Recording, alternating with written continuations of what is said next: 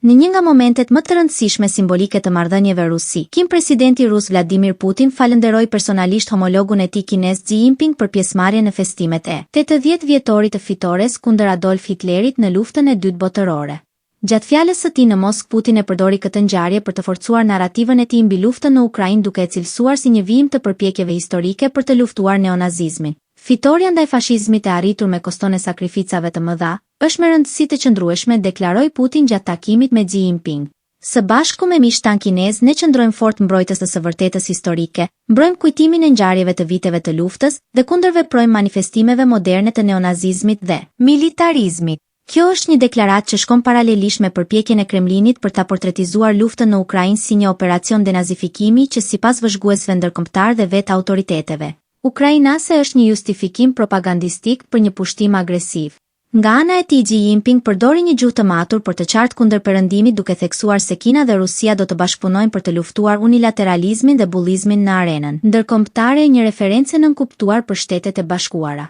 Do të promovojmë së bashku pikpamjen e saktë të historisë së luftës së dytë botërore, do të mbrojmë autoritetin dhe statusin e Kombeve të Bashkuara dhe do të mbështesim të drejtat e Kinës, Rusisë dhe vendeve në zhvillim, tha Xi. Me më shumë se 20 lider të huaj që morën pjesë në këtë përvjetor, Xi Jinping është padyshim figura më domethënëse në skenën diplomatike. Prania e tij jo vetëm që i ofroi Putinit një aliat të fuqishëm në një moment izolimi ndërkombëtar, por edhe një mundësi për të theksuar për rusët se vendi i tyre nuk është i vetmuar. Festimet të mbushura me simbolik të fortë kombëtare i shërbejnë Putinit edhe për konsum të brendshëm, si një mënyrë për të galvanizuar opinionin publik përmes kujtimit të fitores historike dhe për ta lidhur atë me politikën aktuale të Kremlinit.